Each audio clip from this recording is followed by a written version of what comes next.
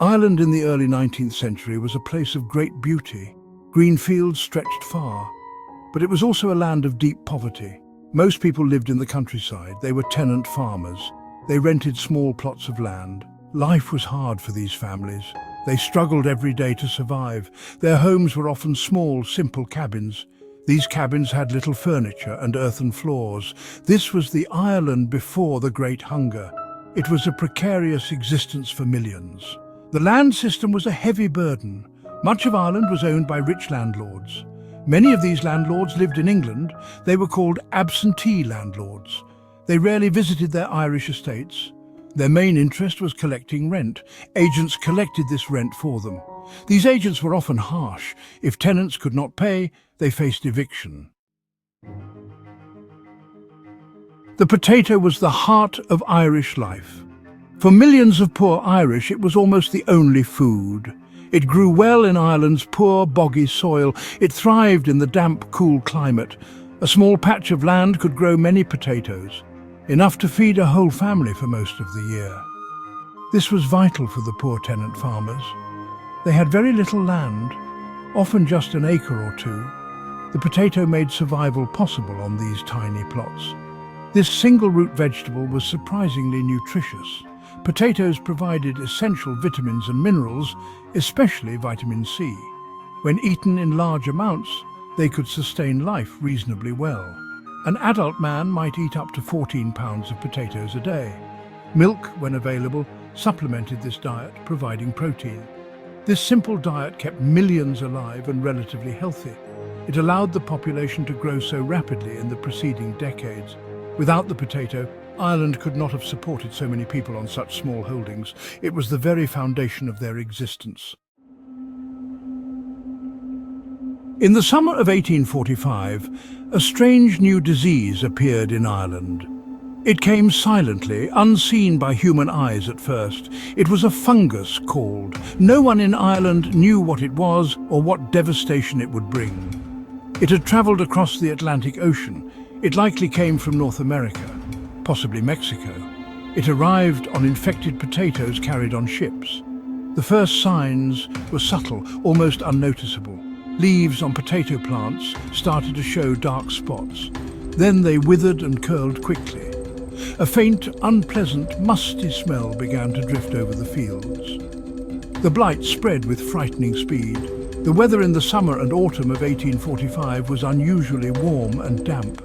These were perfect conditions for the fungus to multiply and spread. Wind carried its tiny invisible spores from field to field, from county to county. Rain washed them into the soil, infecting the potato tubers underground. Within weeks, it had crossed much of the country. Farmers watched in horror and disbelief. Their healthy green potato plants turned black and rotted before their very eyes.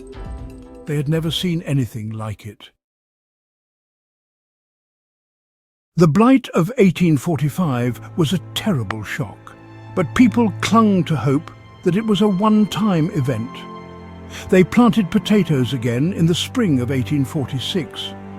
They used what seed potatoes they had saved or bought new ones. They prayed for a good harvest, but the blight returned. This time it was even worse. It struck earlier in the season and with far greater ferocity. Almost the entire potato crop across Ireland was wiped out. Fields that should have been green and full of life turned black and fetid. They became symbols of death and decay. The smell of rot was everywhere, a constant reminder of the disaster. Hope began to fade rapidly. The scale of the destruction in 1846 was unimaginable. In 1845, about 1/3 to 1/2 of the crop was lost, varying by region. In 1846, it was closer to 3/4, or even more in many areas, particularly in the West. This was a catastrophe of unprecedented proportions. The potato was the staple food for at least 4 million people, especially for the poorest people, the courtiers and small farmers. Section 5. Distant rulers, slow hands, Britain's troubled aid. The British government in London was slow to grasp the full scale of the disaster unfolding in Ireland. Ireland was at that time part of the United Kingdom of Great Britain and Ireland. but it was often treated more like a distant, troublesome colony than an equal partner. The government was led by Sir Robert Peel, the Prime Minister, when the blight first struck. He did take some action. He secretly arranged for the import of Indian corn or maize from America. This was meant to be sold cheaply, to keep food prices down and provide an alternative food source. But there was a problem. Irish people did not know how to cook it properly, and there were not enough mills to grind the hard kernels. The government's main philosophy was laissez-faire. This French term means let it be or allow to do. They believed the government should not interfere too much in the economy, including food markets. They thought private charity and local efforts funded by Irish landlords should handle the crisis. This ideology severely hampered effective and timely relief. Food exports from Ireland continued throughout the famine.